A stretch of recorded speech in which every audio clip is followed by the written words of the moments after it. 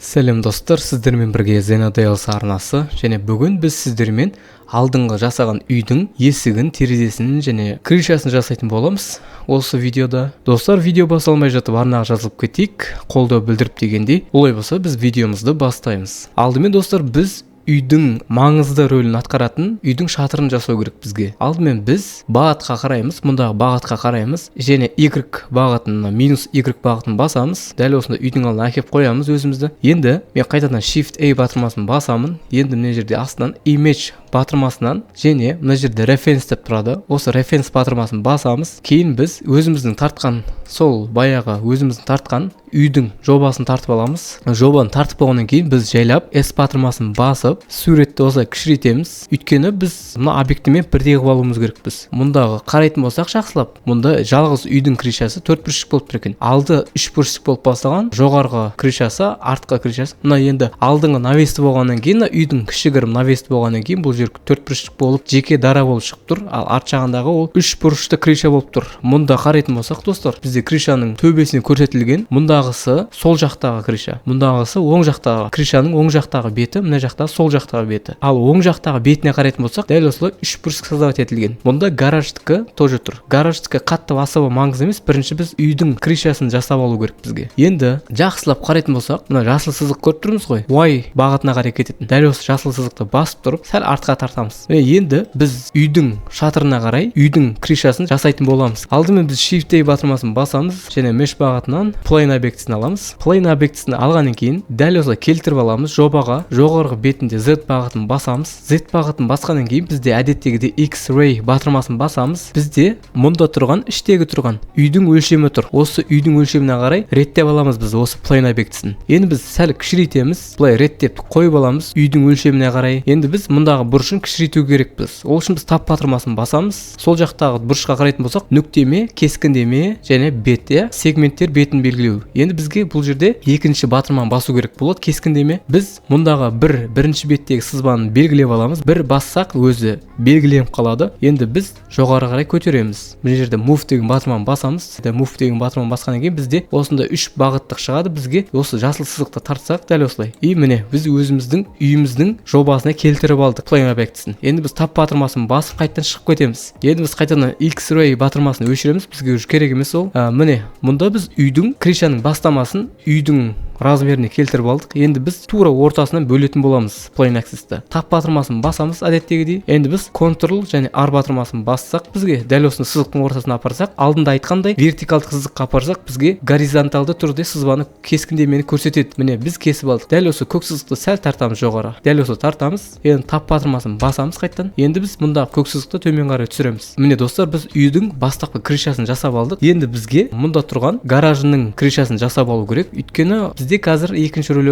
ойнап жатқан гараж. Біріншісі бұл үйдің крышасы болып тұр. Екінші үлкені болып тұрған гараж основной болып тұр. Кейін барып үйдің шатырының оң жағында орналасқан навесті жасайтын боламыз кішігірім. Бірінші достар, біз гараждың размеріне әдеттегідей жаңа үйдің крышасын өлшеп алғандай тура гараждікін өлшеп аламыз. Ол үшін қайтадан Z бағытына өтемін. Бізде үйдің шатыры өз белгілі болып тұр мына жерде сызбасы. Енді бізге мына жерде гараждың өлшемі де белгілі болып тұр. Енді біз Shift A батырмасын басамыз. Plane объектісін аламыз дәл осылай. X-ray батырмасын басамыз дағана. Енді біз дәл осының өлшеміне келтіріп аламыз. Мен S батырмасын басып, дәл осы X-тің бағытына қарай дәлдесем, дәл осындай өлшем келеді. Гараждың өлшеміне реттеп қойып аламыз. Енді қайтадан X-ray батырмасын өшіремін. Міне бізде уже гараждың крышасын дайындап алдық. Енді біз тура дәл осы гараждың кескіндемесі сияқты қырқуымыз керекпіз. Міне мұнда көріп тұрмыз ғой, гараждың крышасы қалай болып тұр? С мен А-ның ортасына 3 бұрышты сызба тұр. Жанында кішігірім бөлінген 3 бұрыштар тұр. Дәл осылай біз бөліп алуымыз керек. Енді бұл жерде қалай бөлеміз деген сұрақ болады. Бұл жерде достар, біріншіден былай жасаймыз. Біз тап батырмасын басамыз, дәл осылай кіріп аламыз, Plane объектісінің режиміне кіреміз және біз ортадан кескіндеме жасаймыз. Қайтадан ортасына бір кескіндеме жасаймыз, тура ортасына алып барамыз. Енді біз жоғарыда қарайтын болсақ, нүктеме тұрады, дәл осындай. Дәл осы нүктемені басамыз. Бірінші оң жақтағы нүктемені белгілеп алып, дәл осыны бұрышқа әкеліп тартамыз. Дәл осы бұрыштағы нүктемеге бірдей болу керек міне. Бірге бір болу керек. Енді біз ортасындағы нүктемені аламыз да, сол жаққа тартамыз, мына жерге. Сол жаққа тартамыз. Енді біз мұндағы нүктенің барлығын белгілеп алуымыз керек. Барлығын белгілеп алу үшін біз X-ray батырмасын басамыз. X-ray батырмасын басқаннан кейін біз дәл осылай тартамыз. Дәл осылай тартамыз. Енді біз тап батырмасын басып шығып көрейік. X-ray батырмасын өшіріп көрейік, қалай болды екен гараждың крышасы. Міне достар, біз гараждың крышасын жасап алдық. Қараңыздаршы, Z бағытына қарап өтемін.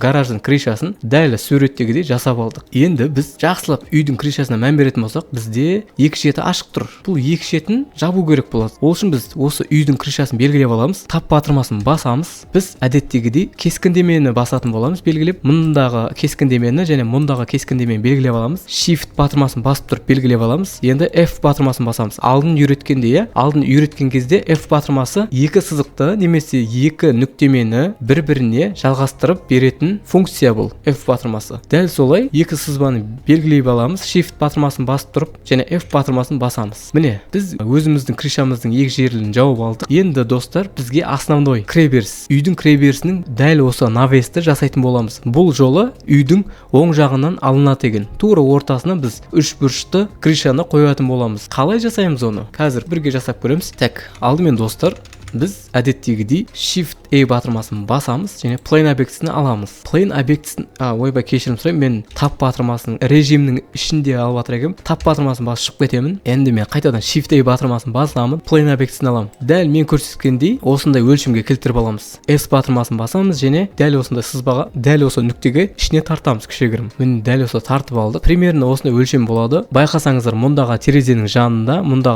қарайтын болсақ, мұндағы Plane объектісі ортасына тұр. Дәл мен қойғандай ортасына қойып аламыз. Енді біз Y бағытына қарай кішірейтеміз, кішігірім. Дәл осы өлшемді біз тартып жоғары сәл көтеріп аламыз. Енді біз тап батырмасын басамыз. Біз әдеттегідей горизонталды түрде біз сызбаға қоятын боламыз. Ctrl-R батырмасын бассақ, вертикалдық сызбаны кескіндемені кесіп аламыз. Енді мен жоғары қарай көтеремін осылай көтеріп аламын и все. Енді мен қайтадан түсіріп, мына үйдің шатырына қарай реттеймін. Сәл төменге түсіреміз, дәл осылай. Сәл кішігірім шығарамыз үйдің алдына. Мұнда қарайтын болсақ, бізде үйдің алдында кішігірім навес сияқты кіреберіс тұр. Енді байқасаңыздар достар, біздегі мұнда үйдің бұрышы шығып тұр, иә? Осы үйдің бұрышын біз тап батырмасын басамыз және нүктемені басамыз. Кескіндемені емес, нүктемені. Мұндағы нүктемені белгілеп аламыз және нүктемені басамыз. Кескіндемені емес, нүктемені. Мұндағы нүктемені белгілеп аламыз. Y бағытына қарай тартамыз. Енді тап батырмасын басып шығамыз. Міне достар, біз үйіміздің алдындағы кішігірім крышаны, навестің крышасын жасап алдық. Енді біз жай ғана F батырмасын басу арқылы бір-бірін біріктіреміз. Бірінші кескіндемені белгілеп аламыз және Shift батырмасын басып тұрып, екінші кескіндемені белгілеп аламыз. Енді мен F батырмасын басамын, дәл осылай. Енді астындағы кескіндемені белгілеп аламын. Мұндағы астында тұрған сызбаларды екінші сызбаны белгілеп аламын. F батырмасын басамын.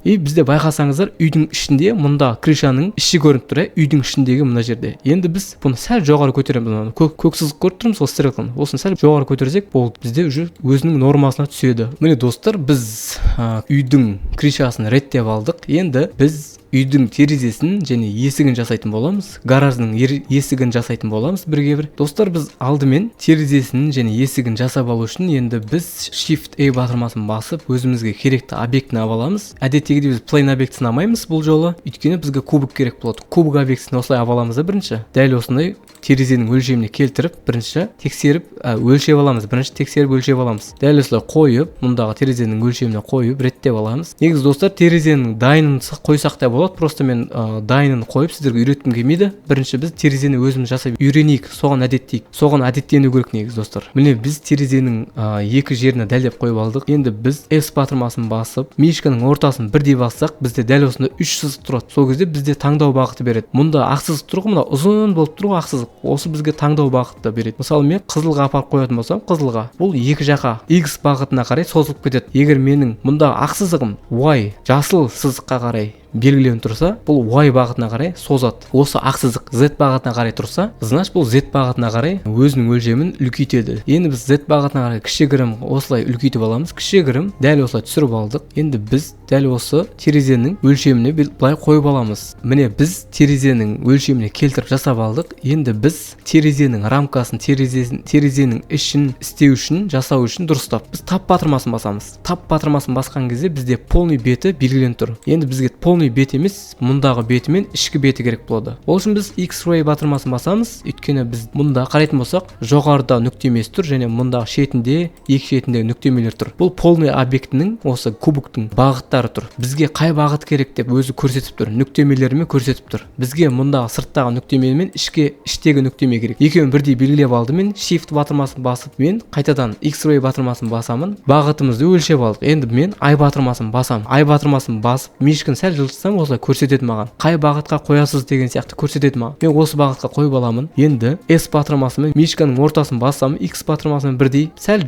жоғары көтереміз, чуть-чуть. Енді рамкасын бірдей болды. Рамкасын біз бірдей келтіріп алдық. Қараңыздар да. Дұрыстап қарайтын болсақ, бізде рамкасын бірдей келтіріп алдық. Ішіне кіргізу үшін границаны, шекараны, мұндағы полный бет бізде сызбағанымыз жай ғана сызба болып тұр. Біз енді бұл сызбаны ішке кіргізуіміз керекпіз. Ол үшін достар, біз E батырмасын басамыз, E батырмасын басамыз, S батырмасымен әдеттегідей Y бағытына қарай, жасыл сызыққа қарай осылай жылжытасыздар. Міне бізде уже рама шығып, терезенің ішкі рамасы шығып жатыр. Енді мен Ctrl-R батырмасын басамын, немесе мишканың оң жағын бассам да subdivide бөлімі тұр, дәл осыны subdivide бөлімін басамын. Бізде өзі арнайы крестик сияқты шығарып берді. Енді мен I батырмасын 2 рет басамын. Міне бізде уже терезе шықты. Енді мен қайтадан E батырмасын басып, G және Y бағытына қарай итеремін дәл осылай. Енді мен Tab батырмасын басып шығып кетемін. Міне біз уже терезенің рамасын жасап алдық. Міне достар. Енді біз бұл терезені Shift D батырмасын басып, екіншісін создавать етіп, дәл осылай X бағытына қарай апарсақ, терезенің екіншісіне қойып береді. Көрдіңіздер, біз терезені жасап алдық. Енді бізге основной үйдің есігі керек. Енді үйдің есігін жасап алу керек. Мұнда байқайтын болсақ, достар, бізде есіктің өлшемі өте кішкентай болып тұр. Бұл есіктің өлшемін сәл кішірейтіп алу керек бізге. Алдымен біз үйдің проекциясын белгілеп аламыз, дәл осыны прототипін белгілеп аламыз, Tab батырмасын басамыз. Мұнда байқайтын болсақ, сегменттер тұр екен. Дәл осы сегменттерді белгілеп алып, бізге керек емес сегменттерді не істейміз? Өшіріп тастаймыз.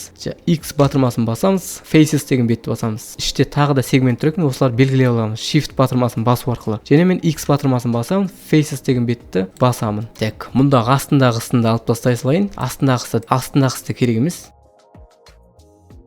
Енді біз кескіндемеге өтеміз, өйткені бізге есіктің мұндағы рамасына қарайтын болсақ, бізде ашық тұр рамалар. Мұнда рамалар ашық тұр. Көрініп тұр да, ішінде не тұрғанын. Осыны енді жауып тастау керек бізге. Ол үшін біз мұндағы кескіндемені көрдік қой, бірінші кескіндемені. Мұндағы сырттағы кескіндемені көрдік, иә, есіктің. Осы екеуін бірдей белгілеп аламыз. Shift батырмасын басу арқылы, және F батырмасын басамыз. Көргендеріңіздей біз бір-бірін жауып алдық. Дәл осылай белгілеп аламыз да, F батырмасын басамыз. Тура менің істегенімдей қайталасаңыздар болады.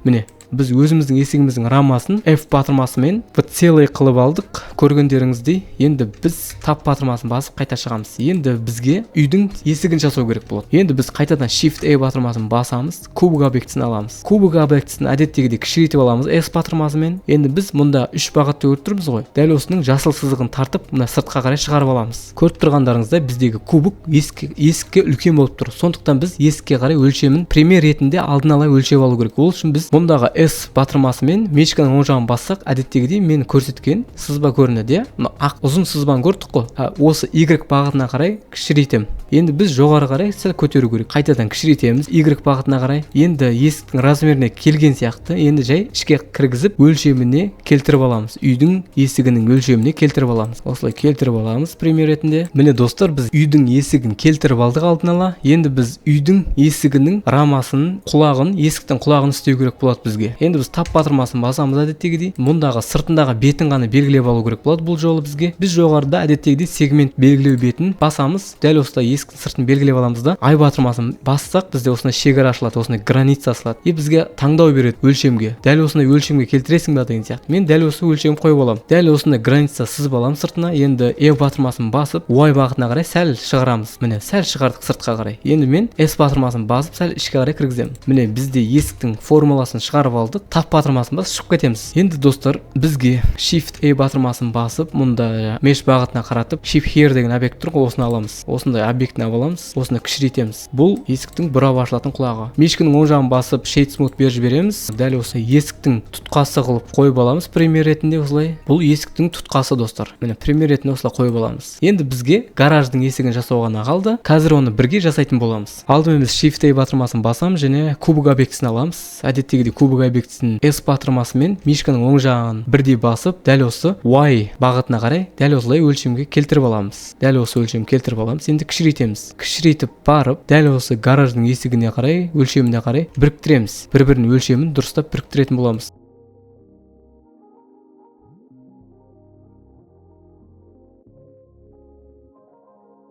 Гараждың есігінің формуласын шығарып алдық, достар. Енді біз тап батырмасын басып, гараждың есігінің бетіндегі сызбаларын жасайтын боламыз. Гараждың есігінің бетінде сызбалар тұрады ғой. Жерлі ашылатынша дәл соны жасайтын боламыз. Біз әдеттегідей тап батырмасын басқаннан кейін, біз режимдеу бөліміне өткеннен кейін, біз Ctrl-R батырмасын басып, дәл осына сызбаны келтіріп аламыз. Біз мишканы баспаймыз, тек қана мишканың ортасындағы бұрмалауды ғана бұрмалап көреміз. Бізде дәл осындай бағыттар шықты. Өлшемдер шықты, кескіндемелер шықты, я. Енді осы кескіндемені мишканың сол жағын басып аламыз. Енді біз жай ғана беттерін белгілейміз. Сегменттердің беттерін белгілеп алу керек болады. Мишканы бір дәлдеп аласыз, осы бетті белгілеп аласыз. Дәлдеп тұрасыздар да, Shift және Alt батырмасын басып тұрып, мишканың сол жағын басып жібересіздер, болды. Полный белгілеп алады. И енді достар, біз I батырмасын 2 рет басамыз. I батырмасын 2 рет басқанда бізде дәл осындай границаның әр сегменттің өз бетіне қарай шекаралар шығарып береді, өз автоматты түрде. Біз осылай кескіндемеге келтіріп алдық, достар, гараждың есігін, сегменттің бетін дәл осындай кескіндемеге келтіріп алдық. Енді біз E батырмасын басып, сәл сыртқа шығарамыз дәл осындай кескіндеме. Біз жоғарыда қарайтын болсақ, бізде дәл осындай нүктеме тұрады. Дәл осы нүктені басамыз да, жоғарысына қарайтын болсақ, Individual Origins деп тұрады. Осы жерде батырмасын басамыз. S батырмасымен мишканың ортасын басып тұрсақ, осындай таңдау бағыты беріледі. Бізге Z бағытына қарай керек болады. Біз Z бағытына қарай тартамыз. Бізге әр сегмент өзінің алдына қарай кішірейтілді. Міне біз уже гараждың есігінің сызбаларын жасап алдық алдағы. И енді достар, бізге ең соңғысы қалды. Бұл жерде үйдің алдындағы кішігірім крышасын ұстап тұратын стойкаларын жасау керек. Тап батырмасын басамыз. Бізде астындағы сегменттің белгіленіп тұр ғой, мұндағы бетті белгіленіп тұр. Енді мен I батырмасын бір басып, дәл осылай келтіріп аламын. Мұнда қарайтын болсақ, ортасына қарай бір сегментке бөлу керек болады. Ctrl-R батырмасын басып, бір рет дәл осылай бөліп аламыз. И соңында қайтадан Ctrl-R батырмасын басып, дәл осы жерге тағы да бөліп аламыз.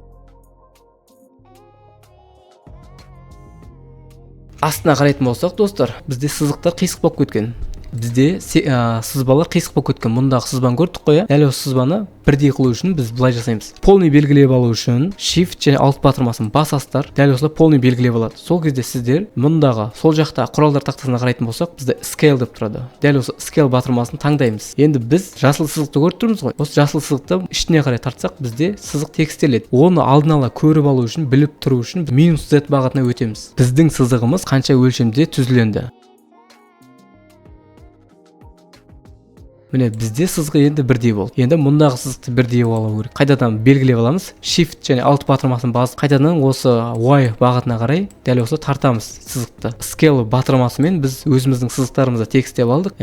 Мұнда қарайтын болсақ, жақсылап достар, сегментті тағы да бөлу керек болады екен. Сегментті бұл жолы тағы да бөлу керек болады. Қайтадан Ctrl-R батырмасын басам. Міне бұл жолы да тағы да қисық сызық болды. Не үшін? Өйткені мұнда бұрышты көріп тұрмыз ғой. Егер сіз мұнда Ctrl-R батырмасын басатын болсаңыз, уже сізге белгілі болып тұр. Дәл мұндағы бұрыштағы пример ретінде кесетінін сізге алдын ала көрсетіп тұр. Ал егер мұндағы біз текстеген сызықтың мұна ортасына кескіндеме жасайтын болсақ, бұл текст сызып береді. Өйткені сізде алдында дәл осы кескіндеме тұрғандықтан, осы кескіндемеге қарай бұл өлшемді тегіс түрде дәл осында кескіндеме сызып береді сізге.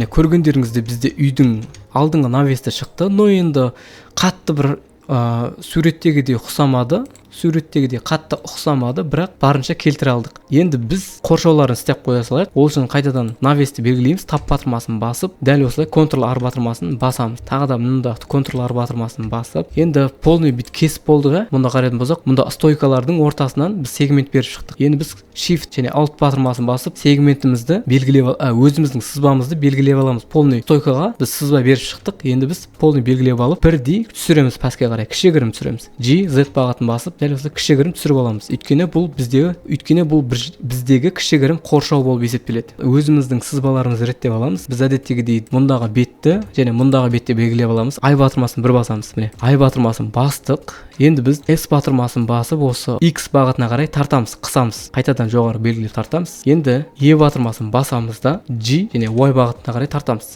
Бізде уже үйдің кішігірім навесінің алдындағы стенкалар шықты. Міне достар, біз үйдің бүгін шатырын крышасын және терезесін, есіктерін, гараждың есігін жасап көрсете алдым деп ойлаймын. Егер бұл видео сізге пайдалы болса, арнаға жазылып қолдау білдіріп кетіңіз. Келесі видеода мұндағы модельдерге біз текстура беріп, суреттерді қалай орналастыру керектігін жайында айтып кететін боламын келесі видеода. Ал олай болса достар, келесі видеода кездескенше.